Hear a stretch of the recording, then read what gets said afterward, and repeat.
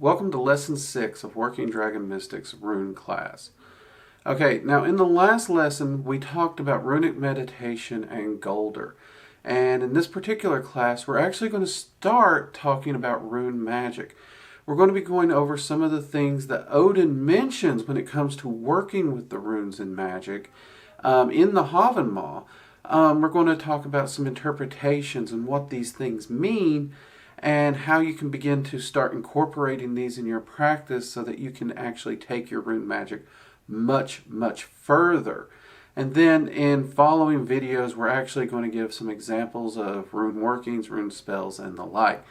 So let's get into it. Okay, so like I said, Odin does talk about working with the runes in the Havamal. Now, I do know in the Havamal he talks about knowing spells, and he talks about certain spells. It is uncertain whether those spells themselves are the runes. Many do believe that those spells are rune magic that he is talking about in those writings. However, our focus for this video is going to be specifically on the passage where he is talking about the runes. And that is stanza 144 in the Havamal, where it states, and this is Odin speaking, "Do you know how to read them? Do you know how to paint them? Do you know how to test them? Do you know how to ask them? Do you know how to bless them? Do you know how to send them? Do you know how to offer them?" These are actually the words of Odin when it comes to working with the runes, understanding the runes, and seeking and using their power and their mystery straight from the Havamal. Now, I often tell my students when you're working with the runes, you should meditate on this stanza and these meanings and what it means to you specifically. And you should always be asking these questions and ask how you can go further with these questions. However, we just finished the meditation section of this course. So these are things that you can go back and use those runic meditations for.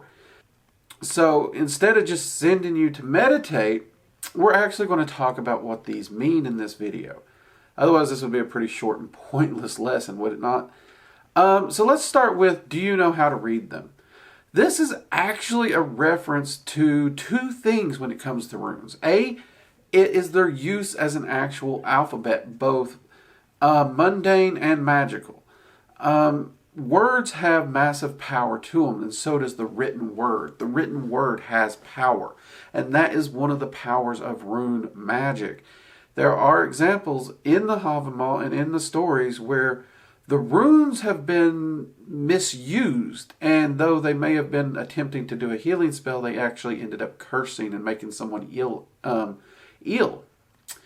So it is important to understand how to read the runes and know their letters and understand and have that ability, both as a magical alphabet and a mundane alphabet. But even though we're talking about two aspects of the alphabet there, the second part of reading them is divinations. If you truly want to understand the runes and use them in your magic, you need to learn to be able to read them in divinations. That is one of the reasons we started with some simple readings earlier in this class. Now, like I said, we will be talking about doing a full casting later on in one of the more detailed example videos. So runic divinations is very important, and learning to read them and understand them to receive their wisdom is, again, one of those very, very important things when it comes to rune work, rune magic, and their understanding. Next, do you know how to paint them? This is a reference to carving them correctly, never leaving a line out, always carving or drawing every line, even if it's a repeated line over another line. As well as the process of blooding them in magic. Now, let's talk about that. What's that meant by blooding them? Well, honestly, they used often their own blood or animal blood to color the runes in, to connect them to them or to empower them. That was pretty common, as was spit. So you could actually use spit to do the empowering as well. And there are many, many practitioners who believe when you craft your own runes or you get a set of runes, you should connect with them in some manner, whether it be using your own spit to help connect with them and empower them, or even a little bit of your own blood. Now, somebody's like, well, there's 28 runes. That's a lot of freaking blood drops, even if you're using a lancet. One thing that I was taught that you could do is you could use the lancet and put a drop or two in the bag that you keep the runes in, and that would actually transfer it and empower it and keep that connection with you when you store the runes in there. Which the fact that people store runes in the bags and they've always kind of kept them in that cloth, that makes a lot of sense to me. Now again, like I said, there are people who do use natural materials and blood to actually give it a reddish hue or color. On this class, I believe I've shown my wooden runes that I put a beautiful cherry stain on them. I like that stain because it does kind of give it that blood look to it. And the actual red paint that's worked into the letters is a tiver, which I put a few drops of blood into the tiver itself and use that to paint them in as well. That is another option that you can easily do. Whatever you use to paint the blood with, you can easily mix your blood with that paint, giving you the same effect in a very sanitary and easy way to manage. Now, I want to point out in here, I did say that you have to know how to carve them correctly, even duplicate lines. What does that mean? When we're talking about the runes, most people think of the individual runes, much like you see on this circle behind me. These are each individual. But in Rune Magick and just writing the runes out or in rune stabs, it's not uncommon to see what is called a bind rune. And that's often where the runes are smushed together into one continual chain, and they will share lines. So, for example, here on Anzu's, this straight line here and this straight line on Rado could easily be overlapped if you were to flip Rado back. However, just because there's already a line there, that's not good enough. You have to actually, even if it shares a line, you still have to retrace over that line when carving the rune or painting the rune. You have to make sure every line of every rune is drawn every time. Otherwise, you're not completing the rune, and therefore you are not completing its energy as intended, and it will have unintended consequences. This is the big one. It really is. I know a lot of people try to take shortcuts, and since the line's already there, they skip it, and the energy does not work as intended. This is where healing amulets become curse amulets. They become, instead of healing, they're making people sicker. You got to be very careful with how you carve a rune because of this.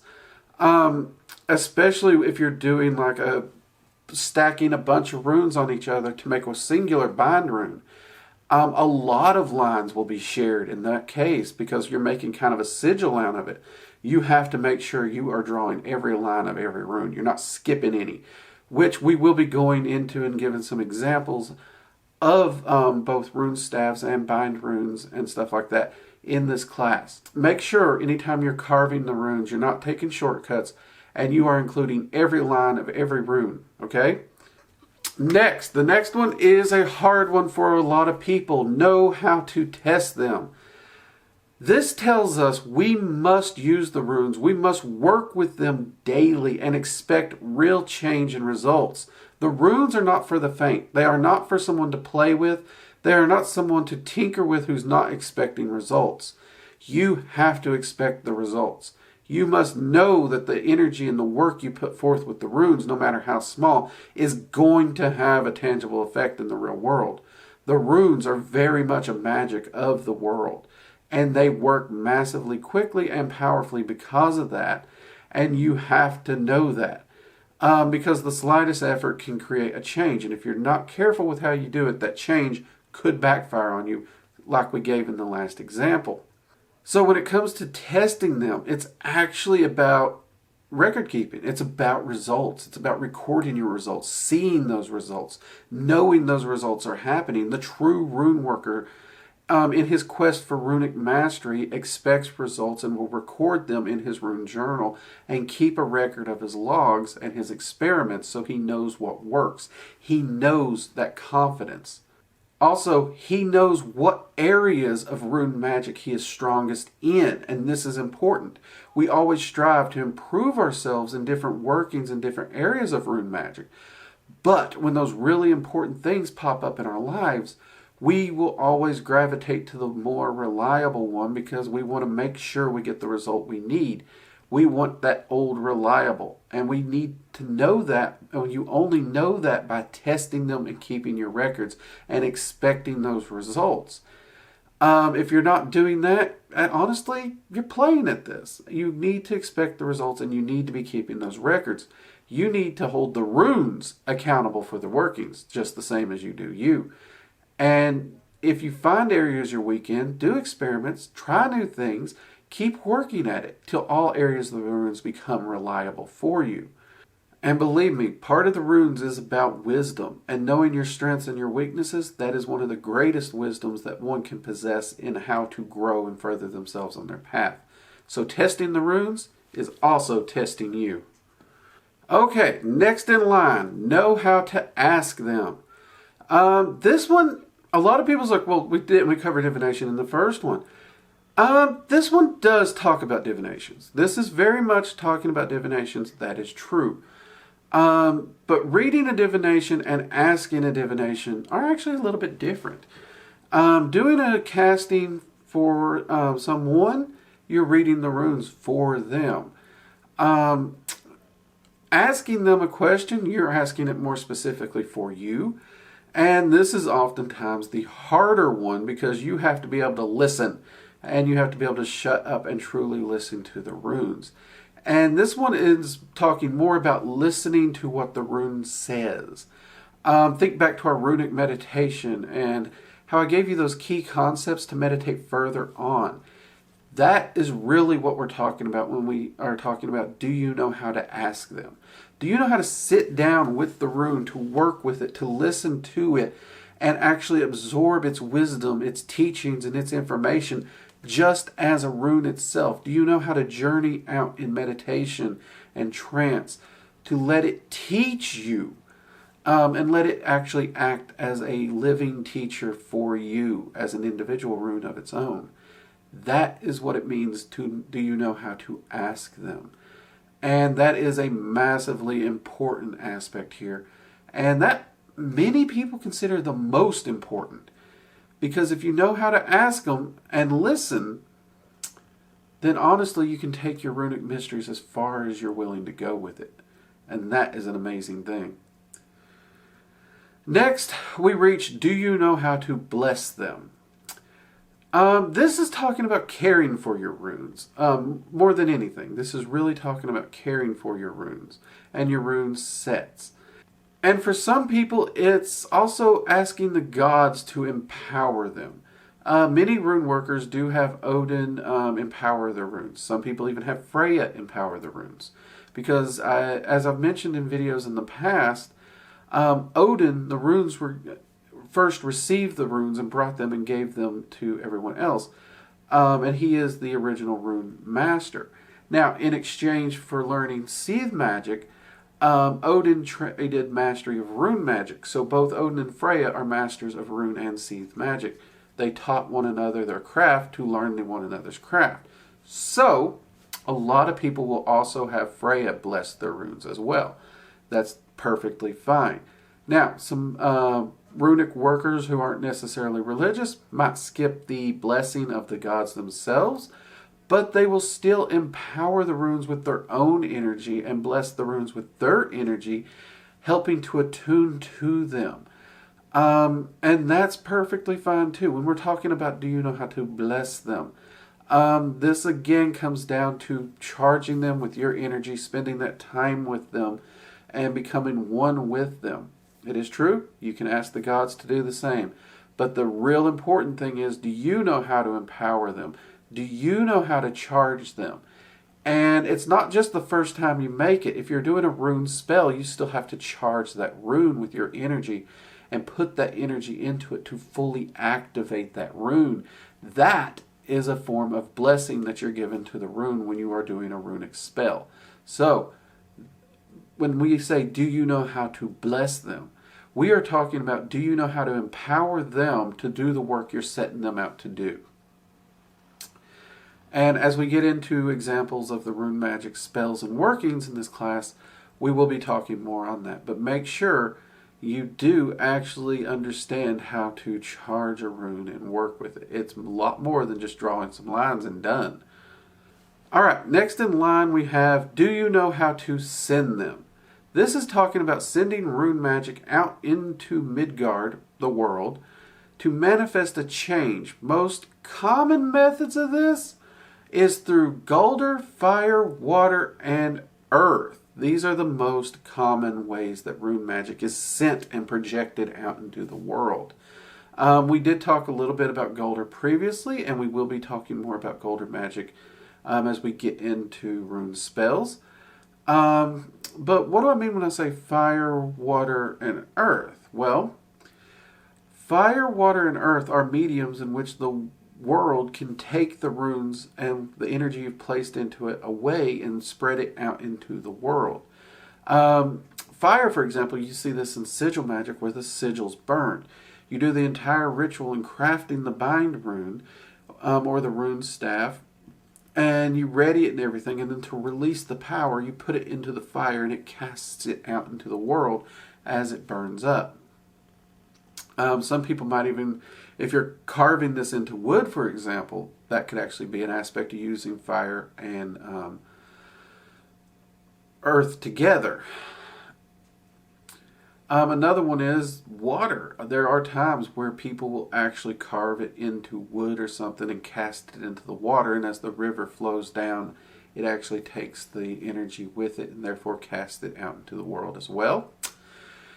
So knowing different ways to send them out and project that wheel and that magic out into Midgard. That is what it's talking about here. Do you know how to send them?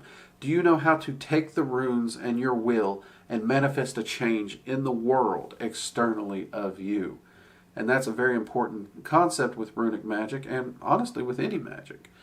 And lastly we have, do you know how to offer them?